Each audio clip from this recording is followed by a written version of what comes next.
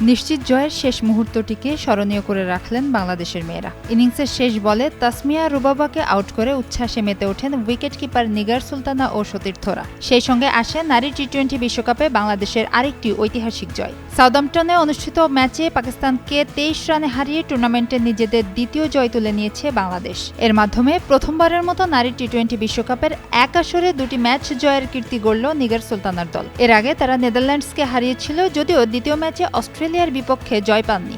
124 রানের লক্ষ্য তাড়া করতে নেমে পাকিস্তান শুরুতে ভালো অবস্থানেই ছিল। উদ্বোধনী জুটিতে 39 রান যোগ করে তারা। তবে এরপর ম্যাচের নিয়ন্ত্রণ নিজেদের হাতে তুলে নেয় বাংলাদেশের বোলাররা। বাঁহাতি স্পিনার নাহিদা আক্তার দুই ওপেনারকে ফিরিয়ে পাকিস্তানের ব্যাটিং লাইন আপে ধস নামান। গুলফিরোজ 23 রান করে বিদায় নেন আর মুনিবা আলী করেন 25 রান। এরপর কিছুটা প্রতিরোধ গড়ার চেষ্টা করেন আয়েশা জাফর, কিন্তু তিনি আউট হওয়ার পর পাকিস্তানের ইনিংস দ্রুত ভেঙে পড়ে। সানজিদা আক্তার গুরুত্বপূর্ণ সময়ে একাধিক উইকেট তুলে নিয়ে প্রতিপক্ষকে চাপে ফেলে দেন। শেষ পর্যন্ত নির্ধারিত 20 ওভারে 8 উইকেটে 100 রানেই থেমে যায় পাকিস্তান। হিউস্টনে রকিং টেস্টি, সীমানা ছাড়াও নিজেকে হারাও।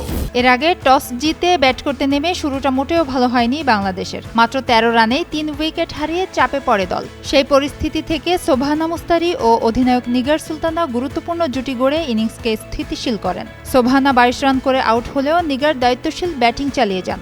অধিনায়ক 36 রান করেন আর ঋতুমণি যোগ করেন 7 রান। তবে শেষ দিকে স্বর্ণা আক্তারের ঝোড়ো ইনিংস বাংলাদেশকে লড়াই করার মতো পুঁজি এনে দেয়। তিনি 22 বলে 39 রান করে অপরাজিত থাকেন এবং দলের সংগ্রহ 123 রানে পৌঁছে দেন। ব্যাট ও বল দুই বিভাগেই সমন্বিত পারফরম্যান্সের ফল হিসেবে বাংলাদেশ তুলে নেয় গুরুত্বপূর্ণ এই জয়। 3 ম্যাচ শেষে 4 পয়েন্ট নিয়ে এ গ্রুপের তৃতীয় স্থানে রয়েছে তারা। সেমিফাইনালের লড়াইয়ে টিকে থাকতে শেষ 2 ম্যাচে ভারত ও দক্ষিণ আফ্রিকার বিপক্ষে ভালো ফলের লক্ষ্য নিয়েই মাঠে নামবে বাংলাদেশ।